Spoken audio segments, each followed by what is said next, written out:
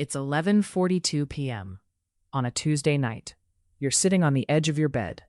The room is dark. The only light is that glowing rectangle of your smartphone. You just opened your banking app, not because you need to buy something, but because of that nagging, quiet itch. It's a curiosity that feels a lot like a slow-burning anxiety. You look at the number on the screen. It isn't zero, but it isn't moving either. You've worked 50 hours this week. You skipped the expensive dinners. You've been responsible. Yet the number stays stubbornly static. A digital reflection of a life spent running as fast as you can, just to stay in the same place. You're doing everything right. So why doesn't the math add up to the freedom you were promised? Look, what we're talking about today isn't a get-rich-quick scheme. It's a fundamental shift in how you perceive the world. Most people see money as a coupon, something to exchange for a product or a service.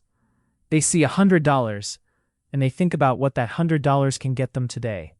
But the wealthy, the people on the path to true autonomy, they see something else entirely. They see money as a tireless employee. Every dollar is a seed, with the potential to grow into a tree. Eventually, that tree provides shade, so you don't have to stand in the heat of the sun anymore. This is the world of investing. It's not about complex charts or shouting on a trading floor. It's the calm, deliberate act of moving your capital from things that lose value to things that create it. For most of us, life feels like a treadmill, and someone is slowly increasing the speed. You get a raise, suddenly your car feels a bit too old. You get a bonus, your apartment feels a bit too small. This is the earned income trap. In this state, your lifestyle is tethered directly to your physical presence. If you stop moving, the income stops flowing. Think about the psychological weight of that. It creates a baseline level of tension. Every unexpected bill feels like a personal attack. Every luxury feels like a guilty secret. We're taught to work for money, but we're rarely taught how to make money work for us. We spend our best years trading our most limited resource, time, for a currency that is constantly losing its value. It's an invisible tax. It's called inflation. We feel understood in our fatigue because everyone around us is running the same race. But we have to ask, why does the finish line never seem to get any closer? But then there's the pivot, a specific mathematical turning point where the nature of wealth changes. Imagine a single penny, just one, and imagine it doubles every day. For the first 20 days, it feels like nothing is happening. You have a few dollars, then a few hundred. It feels like a hobby, a slow game. But because of the law of compounding, something miraculous happens around day 27. The growth is no longer about your effort. It's about the momentum of what you've already built. In investing, we call this critical mass. It's the point where the interest your money earns begins to outpace the amount you can physically save from your paycheck. Think about that. If you save $10,000 a year, that's great. But once your portfolio reaches a certain size, it will save $10,000 for you in a single month of market growth. This is the pivot from manual labor to mathematical momentum. It's the moment you realize your wealth is no longer a reflection of how hard you work, but how well you've positioned your assets. When you cross that line, everything changes. And it's not just the money. It's your head. Your confidence shifts. You're no longer a victim of the economy. You're a participant in it. When the market goes up, you're an owner of the companies driving that growth. When you walk into a store, you don't just see a place to spend. You see a company that you might own a tiny piece of. Your thinking shifts from how much does this cost to how many shares is this worth. This is the unlock. It removes the desperation. You can say no to a toxic job or a bad deal. Why?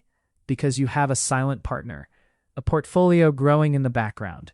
It's called asset-backed security, a profound internal peace, knowing your future self is already being taken care of by the decisions you're making right now. But there is a trap, a siren call that resets the clock for almost every beginner. It's the big win, because the early stages of investing are slow and, let's be honest, quite boring. People get impatient. They see a headline about a new crypto, a moonshot tech stock, a strategy that promises to turn $1,000 into $1 million overnight. They abandon the slow path to chase a miracle. This is the lottery mind. And here's the danger. When you gamble and lose, you don't just lose money. You lose time. You reset your compounding clock back to zero. The desire to get rich quickly is the very thing that prevents most people from ever getting wealthy at all. So, how do we actually do this? The roadmap is intentionally simple. No jargon, no complex spreadsheets. Step 1, automate. Decide on a percentage, even if it's just 5%. It leaves your bank account before you can even touch it. Step 2, buy the world. Put that money into a low-cost, broad market index fund. Don't try to guess which single company will win. Bet on the collective ingenuity of the entire human race. You're owning the largest, most successful companies on the planet. You don't check the price every day. You don't listen to the news. You just continue to buy. Month after month, year after year. You're building a system designed to capture the upward trajectory of the global economy, while you go about the business of living your life. In the end, there are two futures waiting for you. In the first, you stay on the treadmill. You're 65 years old.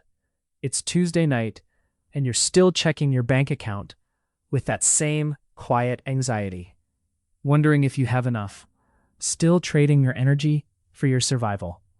But in the second future, you embraced the silence of compounding.